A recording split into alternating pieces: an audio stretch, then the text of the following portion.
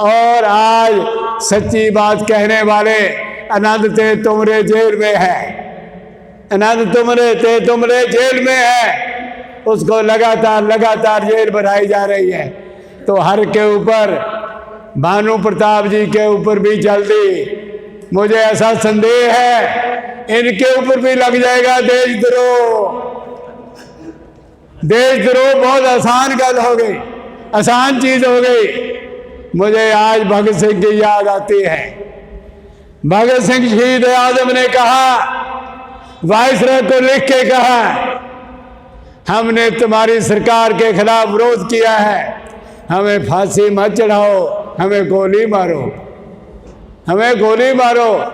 अरे मोदी, अगर तू कहता है हम देशद्रोही हैं, अरे हमें गोली मारो, तुम्हें हिम्मत है तो। अरे बुज़दिल के बेटे, कार के बेटे, गुलामों को बेटे, तुमने बाहर से लोग बुलाए, देश को गुलाम बनाया। तुम कार लोग हो, तुम बुज़दिल लोग हो, तुम विश्वासघाती लोग हो, तुम देश को आगे नहीं ले जा सकते। इसलिए बगावत करो, बागी बनो, उसका खमियाजा भुगतने के लिए तैयार रहो। मैं 90 साल की उम्र में भी भुगतने के लिए तैयार हूँ। श्री भानु प्रताप जी और मेरे प्यारे साथियों, मैं पंजाबी के बजाय कुछ बातें हिंदी में ही बोलूँगा ताकि उनको भी समझ आ जाए और मेरी हिंदी को ज़्यादा कठिन नहीं होती। मैंने भानु प्रताप जी की बहुत सारी बातें आज यहाँ सुनी, लेकिन उससे पहले मैं उनको काफ़ी कुछ सुन चुका हूँ। जो उन्होंने प्रोग्राम तय किया है वो बहुत महत्वपूर्ण प्रोग्राम है। मैं केवल ज़्यादा 10-15 मिनट आपके लूँगा। बाबा साहब की एक किताब है, revolution and counter revolution in ancient India. Revolution and counter revolution in ancient India.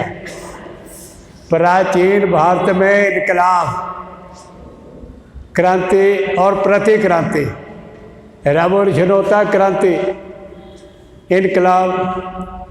Counter revolution उसके खिलाफ है इनकलाब, उसको प्रतिक्रांति कहते हैं। एंशिएंट इंडिया, प्राचीन भारत। तो मैं एक ही शब्द में जो कुछ भानु प्रताप जी ने कहा उसको एक ही शब्द में मैं उसका सार आपके सामने बयान करता हूँ कि जो क्रांति, रेवोल्यूशन बाबा साहब अम्बेडकर ने इस देश में पैदा किया। मैं 90 साल का हूँ, मैंने छुआछात देखी है, मैंने दूर रहो सुना है। जो क्रांति बाबा साहब अम्बेडकर ने पैदा की है उसके खिलाफ प्रतिक्रांति शुरू हो गई है। और उसका सिपह सलार कौन है? मोदी। उसका सिपह सलार, कमांडर इन चीफ कौन है? मोदी। मोदी मौखटा है,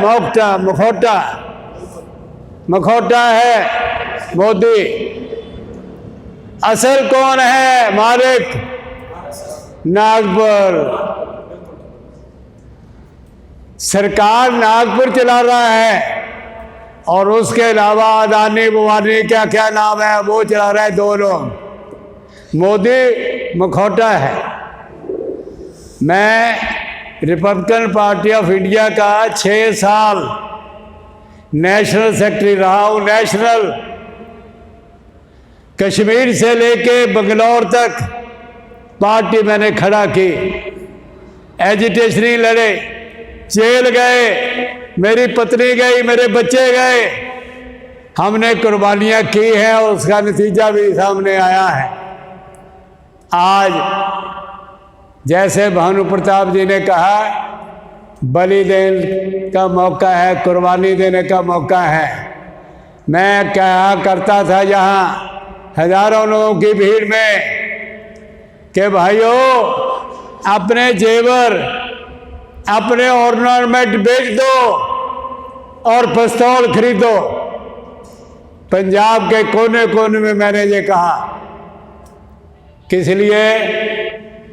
अगर मैं कहूँ मारने के लिए तैयार हो जाओ तो मेरे ऊपर भी देशद्रोह लग जाएगा।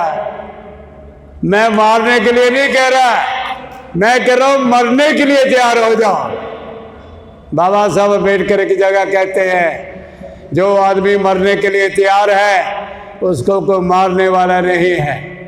मरने के लिए तैयार हो, मरने के लिए अगर तैयार हो जाएंगे तो हमें कोई मारने वाला नहीं है। प्रोग्राम बहुत बड़ा है, ये देश भी बहुत बड़ा है।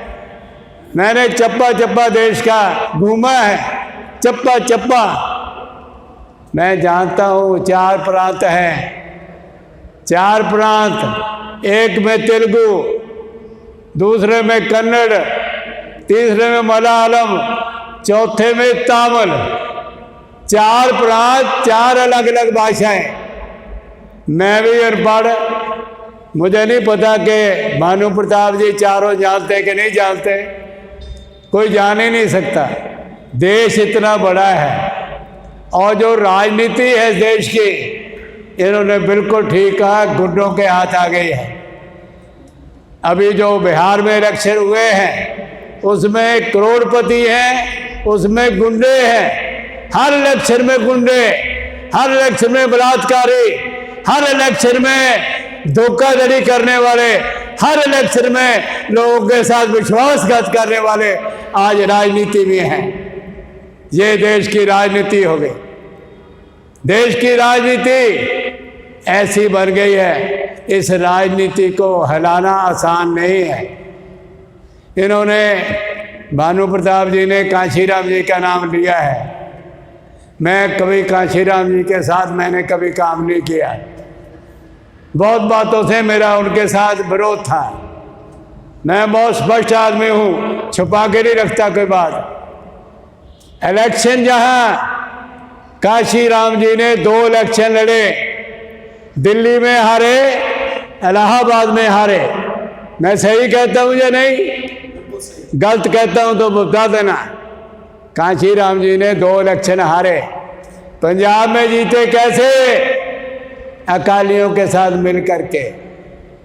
अकालियों की मदद से कांशीराम जी लोकसभा का इलेक्शन जीते। जहां आप जहां बैठे हैं 67 में जब कांग्रेस की तूती बोलती थी, मैंने रिपब्लिकन पार्टी की तरफ से स्वर्ण सिंह के खिलाफ, जो डिफेंस मिनिस्टर था, मैंने जनरल सीट लड़ी। यहाँ जलंधर के अंदर अकालियों ने धोखा दिया, वादा करके धोखा दिया, फिर भी मैंने 1 लाख वोट मैंने स्वर्ण सिंह के खिलाफ ली। 35,000 वोट मेरी मोहर लगा के कैंसिल कर दी गई। इलेक्शन ऐसा है, इलेक्शन ये हो गया है। तो इसलिए आज जो इन्होंने बात की है, मैं उसकी बहुत सपोर्ट करता हूँ कि राजनीति जो है, राजनीति का मतलब है सत्ता हासिल करना, लेकिन क्यों नहीं हो रही? पंजाब के लोग बहुत बोलते हैं कि पंजाब में 33-35% शेड्यूल कास्ट हैं।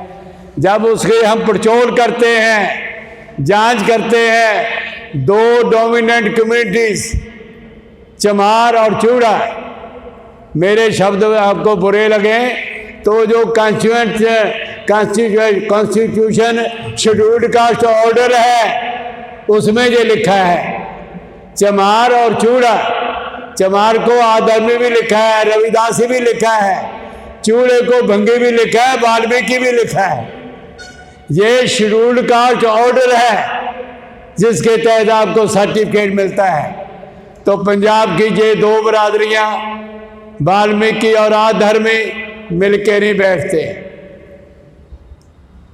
ऐसे कितनी है यहाँ पंजाब में? 30 से ज़्यादा है बरादरियां।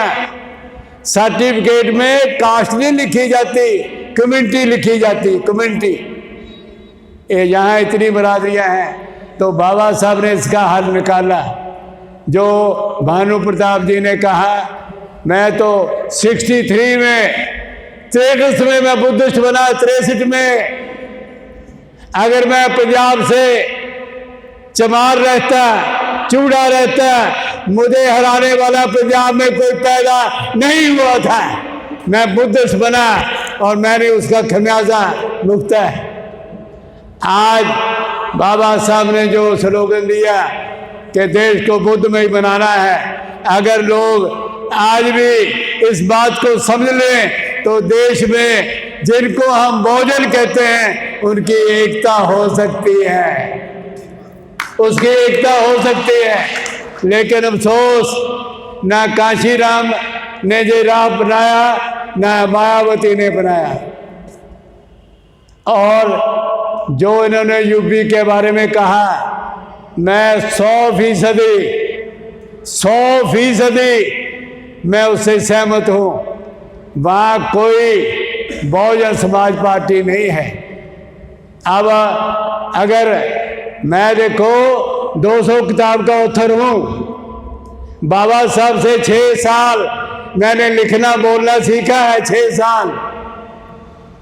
तो आज क्या है, वहाँ 3 बार बहुजन समाज पार्टी ने भारतीय जनता पार्टी से सौदा किया या नहीं किया? किया ना। वो भारतीय जनता पार्टी तकड़ी हो गई और बहुजन समाज पार्टी धीरे धीरे धीरे धीरे अभी मायावती डर के बैठी है। कोई बयान सुनते हो? कोई भानु प्रताप जैसा बोल सकती है? कोई मेरे जैसा बोल सकती है? नहीं बोल सकती, क्योंकि वो बिकी हुई है। मैं डर के नहीं बोलता, जिसको विरोध करना करो। अरे लीडर वो होता है जो अपनी जान हथेली पे रखता है। लीडर वो होता है जो सच्ची बात कहने से डरता नहीं है। और आज सच्ची बात कहने वाले आनंद ते तुमरे जेल में है, आनंद तुमरे ते तुमरे जेल में है। उसको लगातार जेल बढ़ाई जा रही है। तो हर के ऊपर, भानु प्रताप जी के ऊपर भी जल्दी, मुझे ऐसा संदेह है, इनके ऊपर भी लग जाएगा देशद्रोह। देशद्रोह बहुत आसान गल हो गई, आसान चीज हो गई। मुझे आज भगत सिंह की याद आती है।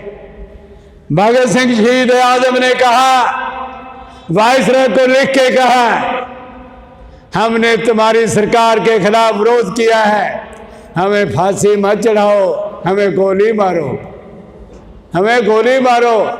अरे मोदी, अगर तू कहता है हम देशद्रोही हैं, अरे हमें गोली मारो, तुम्हें हिम्मत है तो। अरे बुज़दिल के बेटे, कार के बेटे, गुलामों के बेटे, तुमने बाहर से लोग बुलाए, देश को गुलाम बनाया। तुम कायर लोग हो, तुम बुज़दिल लोग हो, तुम विश्वासघाती लोग हो, तुम देश को आगे नहीं ले जा सकते। इसलिए बगावत करो, बागी बनो, उसका खमियाजा भुगतने के लिए तैयार रहो। मैं 90 साल की उम्र में भी भुगतने के लिए तैयार हूँ। बहुत बहुत धन्यवाद। और मैं इनको यकीन दिलाता हूँ, हर अच्छी बात के लिए पंजाब आगे रहा है, आगे भी आगे रहेगा। बहुत बहुत शुक्रिया। नमो बुद्धाय। जय भीम।